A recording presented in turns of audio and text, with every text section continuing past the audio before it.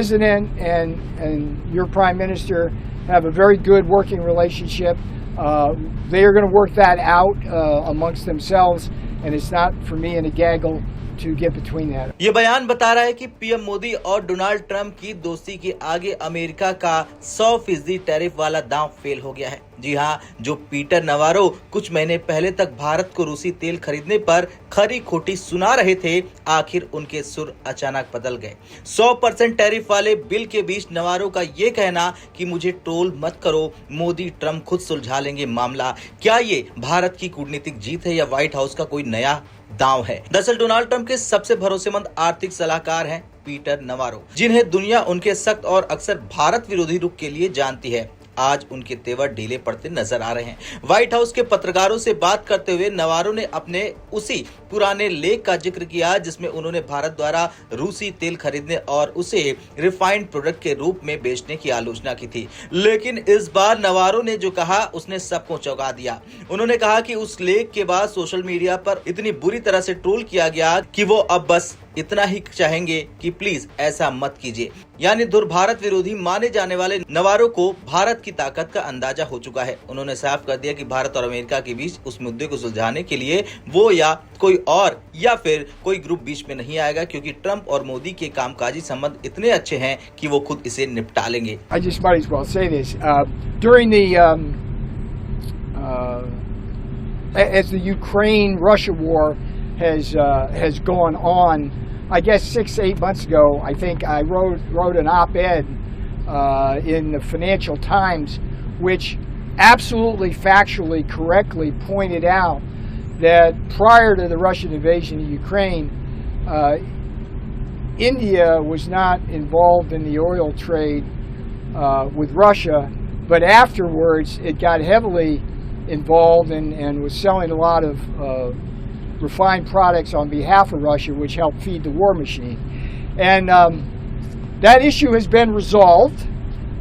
Maybe I had a little bit to do with that op-ed, but I can tell you I got actually firebombed by the Indian continent on the internet with all sorts of nasty little attacks. And all I would say, you don't do that. That's not how we resolve problems here in America. With respect to your question, the president and your prime minister have a very good working relationship.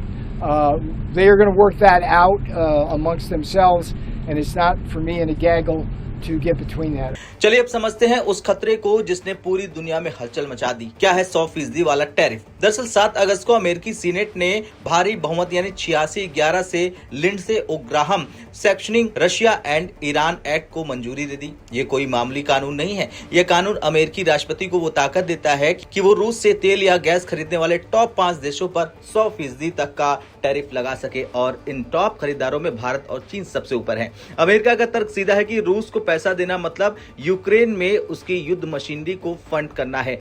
लेकिन सवाल यह है कि क्या Trump इस अधिकार का इस्तेमाल अपने मित्र देश भारत के खिलाफ करेंगे? देखिए, रूस यूक्रेन युद्ध शुरू होने के बाद जब पूरी दुनिया ने रूस पर पाबंदियां लगाई, तब भारत ने अपने राष्ट्रीय हितों को सर्वोपरि रखा। भारत ने न सिर्फ रूस से सस्ता तेल खरीदा बल्कि अपनी एनर्जी सिक्योरिटी को भी सुनिश्चित किया। भारतीय रिफाइनरों ने इस सस्ते तेल से देश में पेट्रोल डीजल की कीमतों को स्थिर रखने में मदद की। विदेश मंत्री एस जयशंकर पहले ही कह चुके हैं कि भारत की प्राथमिकता अपने देश की जनता है। लेकिन अब जब अमेरिका में कानून पारित हो चुका है तो क्या भारत पर दबाव बढ़ेगा? देखिए, पीटर नवारो ने जो कहा है कि मुद्दा सुलझ गया है, ये एक बहुत बड़ा संकेत है कि पर्दे के पीछे कुछ और ही बड़ा चल रहा है। इस नए बिल के निशाने पर सिर्फ तेल खरीदने वाले देश नहीं है, इसमें राष्ट्रपति व्लादिमीर पुतिन, रूस के बड़े सैन्य अधिकारी, बैंक और वो तमाम कंपनियां शामिल है जो रूस के खजाने को भरने में मदद कर रही हैं।